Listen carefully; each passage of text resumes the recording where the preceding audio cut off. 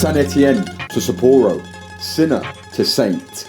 The quite remarkable 4-year journey of David Beckham, who won over a nation and, more importantly, exorcised those demons of the past and achieved ultimate footballing redemption. This is the redemption of David Beckham, Etienne to Sapporo. If all that you hear is quotation, we're proof of a similar nation, where the crowd shuffling, singing the words to a glorified hymn. Going into France '98, David Beckham was already a superstar.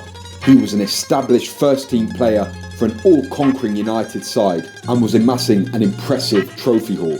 It is true that season United had surrendered their Premier League crown to Arsenal, but Beckham's star undoubtedly shone bright. Now that World Cup tournament, aside from the match against Argentina, was not without difficulty for Beckham. Subjected to strange and psychologically damaging man management from Glenn Hoddle, he was not selected to start for the first 2 group games, surprisingly. Bizarrely, he was chosen to face the press in the build-up to those games, already knowing he wasn't going to start, but told to act by Hoddle as if he didn't know the starting lineup and play along with the weird charade. You know, you can never really get over something like that because, I'm the sort of person that always wants to play in every game, and if I'm not, then no one can really do anything about it. A rare moment of glory came with a perfectly executed free kick against Colombia, but these moments were few and far between. An England match with Argentina is always characterised and framed in historic terms, not only confined to the realm of football, obviously the hand of God, Maradona, but also images of the Falklands evoke strong memories and feelings for both nations, and this tie definitely added to the history of the rivalry. British sovereign territory has been invaded by a foreign power.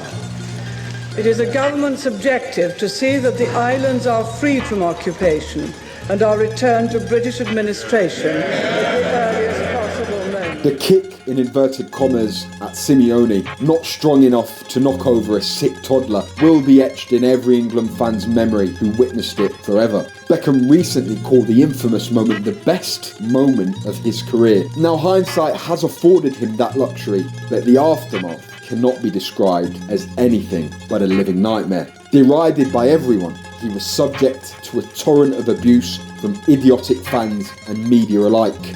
Newspaper headlines of 10 brave lions and 1 stupid boy to effigies being hung up and burnt in the streets of London were but a few of the vitriolic attacks that he had to endure.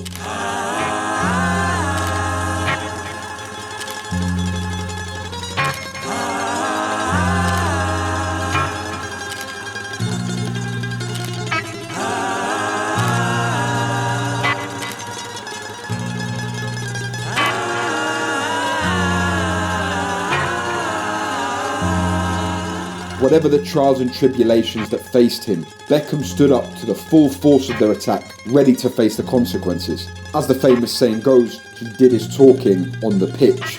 An immediate historic treble success followed the next season for Manchester United, which no doubt provided a sweet victory in the face of such ridicule. However, it must be Beckham's triumphs internationally, culminating in the penalty against Argentina, which banished the demons of '98 for good. But before that, what about the winning goal against Finland at Anfield after going 1-0 down? In his wildest dreams, Beckham, and anyone else for that matter, would never have thought that his name would be sung from the Anfield Cop. Something was beginning to happen. I've worked hard at my game and worked hard to sort of win people back, and I felt I've done that on the pitch with playing football, and now being given the chance as England captain, it's a great honour.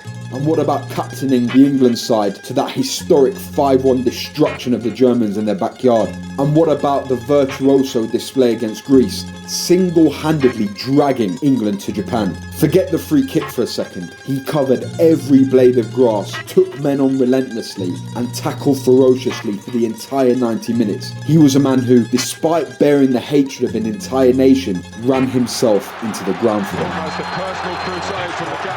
And then the free kick. He admitted he hadn't had much success in that particular game, and apparently Teddy Sheringham wanted to take that off him. No chance. With a final swing of his magical right boot, he executed a perfect free kick right into the top bin. However, absolute redemption was not to be achieved until he faced up with Argentina again, this time in Sapporo, 4 years on from utter despair in San Etienne. Barely able to breathe and focusing only on the ball at the penalty spot, Beckham waited for the sound of the referee's whistle. Time seemed to stop for him. For us. It seemed everyone had been waiting for this moment for 4 long years. But this wasn't for anybody else. This was for one man only. Again, with the final swing of his right boot, this time used more like a sledgehammer than a wand, Beckham smashed the ball into the back of the net. In that moment, all the ghosts of '98 were laid to rest forever. Now, if a picture speaks 1,000 words, then Beckham's face, awash with joy, pain and anger, hurt and relief, told the story 4 years in the making of one man's redemption, his rise from the ashes, from vilified scapegoat to national hero.